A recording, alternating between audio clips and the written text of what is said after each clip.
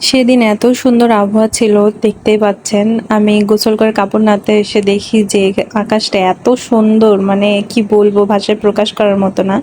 খুবই সুন্দর লাগছিল দেখতে। আমি এক ধ্যানে যখন তাকাচ্ছিলাম আকাশের দিকে আর কি, তখন মনে হচ্ছিল যেন আমি মেঘের অন্য কোনো দেশে চলে গেছি। এজন্য ভাবলাম একটু ভিডিও করে রাখি এটা। এতই সুন্দর লাগছিল দেখতে, আমার তো ওখান থেকে আসতেই মন চাচ্ছিল না, কিন্তু খুব গরম ছিল। এই আবহাওয়াটা কিন্তু ২ দিন ছিল, খুবই ভালো লেগেছিল, কারণ সাথে একটু বাতাসও ছিল, রোদও ছিল, আর আকাশটা এত সুন্দর ছিল, মনে হচ্ছিল যে আকাশের দেশে চলে যাই। খুবই ভালো লেগেছিল, দেখতেই পাচ্ছেন মেঘগুলো এত সুন্দর লাগছিল দেখতে। তো মেঘটা এরকম দেখে আমার তো খুবই ভালো লাগছিল, মনটা একদম হ্যাপি হ্যাপি লাগছিল। তারপরে আমার মেয়ে কান্না করছিল, তো আমার মেয়ের কাছে চলে যাই। এরপরে বিকালবেলা ভাবলাম যে একটু মোমোস বানাই। মোমোস এখন যেহেতু একটু ট্রেন্ডিংয়ে আছে, তো এখন চলে আসলাম মোমোস বানানোর জন্য। এখানে প্রথমে চিকেনগুলো নিয়ে নিয়েছি, হাড় ছাড়া চিকেন নিয়ে এখন ভালোভাবে ধুয়ে নিয়ে লেবু দিয়ে ধুয়ে নিয়েছি যেন স্মেলটা না থাকে। ব্রয়লার মুরগির কিন্তু একটা স্মেল থাকে, ওইটা যেন না থাকে এর জন্য লবণ দিয়ে একটু মাখিয়ে রাখবেন, তারপরে ভালোভাবে ধুয়ে নেবেন। ধুয়ে নেওয়ার পরে এখানে আমি এই যে ব্লেন্ড করে নিচ্ছি ব্লেন্ডারে। আপনারা চাইলে চাকু দিয়ে কিমা করেও নিতে পারেন, কিন্তু ব্লেন্ডারে করলে কি ২ মিনিটের ভিতরেই হয়ে যায়। তো অবশ্যই হাড় ছাড়া নিতে হবে। তো এখানে আমি নিয়েছিলাম প্রায় হাফ কেজির একটু কম হবে মাংস। তো এখন আমি এই চিকেনটার পুর বানাবো। তার আগে আমি একটু তেলটা গরম করে নিব, কারণ এই চিকেনের ভিতরে কিন্তু গরম তেল যাবে।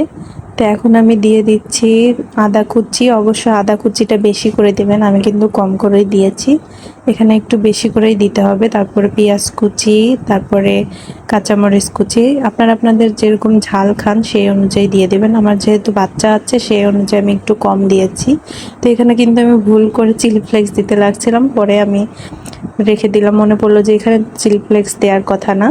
তো এখন দিয়ে দিচ্ছি এখানে গোলমরিচের গুঁড়া, জিরার গুঁড়া, তারপরে দিয়ে দিব এখন লবণ, তারপরে যেটা মানে আপনারা রেগুলার খেয়ে থাকেন মাংসের ভিতর দিয়ে দিতে পারেন। তারপর দিয়ে দিচ্ছি সয়া সস, এটা অপশনাল, যদি বাসায় থাকে তাহলে দিবেন, যদি না থাকে তাহলে সমস্যা নাই। তারপরে দিয়ে এখানে কিন্তু লেবুও দিতে হবে, আমি লেবুটা দিতে একদমই ভুলে গিয়েছিলাম, আমার একটু মনে ছিল না। তো তারপরে এটাকে একটু মাখিয়ে নিতে হবে ভালোভাবে। ভালোভাবে মাখলে কি হবে যে জিনিসটা সব জায়গায় যাবে। তারপরে দিয়ে দিব গরম তেল, অবশ্যই এই গরম তেলটা দেওয়ার চেষ্টা করবেন, সরিষার তেল দিবেন না আবার। অবশ্যই সয়াবিন তেলটা ভালোভাবে গরম করে নিয়ে এখানে আবার ভালোভাবে মেখে এটাকে রেস্টে রেখে দিব। রেখে দেওয়ার পরে আমি কিন্তু ডোটা, এই যে দেখতে পাচ্ছেন, এটা কিন্তু আগেই করে নিয়েছিলাম। এটা কিন্তু ময়দা না, এটা রুটি বানানোর আটা দিয়ে আমি করেছি, আপনারা চাইলে ময়দা দিয়ে করতে পারেন। ময়দা দিয়ে করলে কি হয়, মোমোটা আরও সফট হয়। তো এখানে আমি এখন চিলি অয়েলটা বানাবো।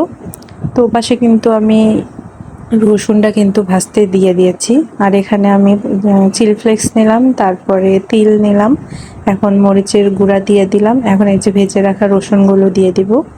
এই চা চিকনি দেখে আবার কিছু মনে করেন না, আসলে সহজ হচ্ছিল তেল থেকে এই চা চিকনি দিয়ে ওঠানোটা।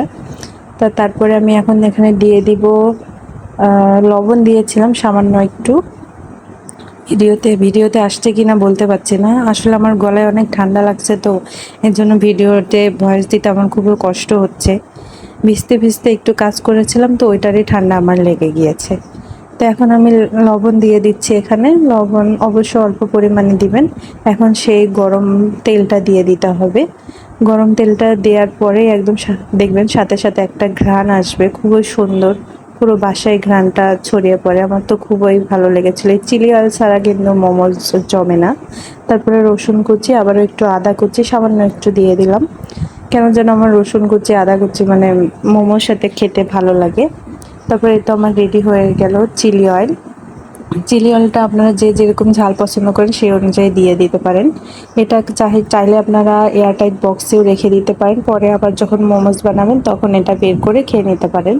তো এখানে আমি এখন মোমোজের সেই পুরটা বানানোর জন্য পুটলি রেডি করে নিচ্ছি। এখানে প্রথমে রুটির মতো অবশ্য পাতলা করে বেলে নিতে হবে, আর একটা আচারের বয়ামে ঢাকনা দিয়ে আমি সেগুলো শেপ দিয়ে নিচ্ছি গোল গোল। এখন আমি কিন্তু প্রথম মানে পাচ্ছিলাম না, ইউটিউবে যেভাবে দেখছিলাম আর কি, আমি কিন্তু পাচ্ছিলাম না প্রথমে। তারপরে দেখেন আমি কিন্তু উল্টাভাবে ডিজাইনটা করতে যাচ্ছি, তো হচ্ছিল না। তারপর ভাবলাম যে এদিক দিয়ে করি, তো এটা কিন্তু ঠিক ছিল। তারপরে এইভাবে করলাম, দেখলাম যে হয়ে যাচ্ছে। তো এভাবে কয়েকটা করি, তারপরে গোল গোল একটা করি পুটলির মতো। তো আমার কাছে পুটলির মতো যেই ডিজাইনটা থাকে ওটাই কিন্তু ভালো লাগে। তো এভাবে কয়েকটা করে নিয়েছিলাম। মোমোস কিন্তু আমার খুবই ফেভারিট, আর বাসায়ও আমার সবাই পছন্দ করে। ফ্রাইড মোমোস যেটা, ওটা সবাই বেশি পছন্দ করে, আর যেটা স্টিম করা ওটা তেমন একটা পছন্দ করে না। তো আমি এবার দুটাই ট্রাই করেছিলাম, আর এবার কিন্তু কাঁচা মাংস দিয়ে ট্রাই করি। আমার হাজব্যান্ড আবার যে মাংসটা একটু প্রথমে রান্না করে নিয়ে তারপরে পুড়ে দেয় সেটা পছন্দ করে।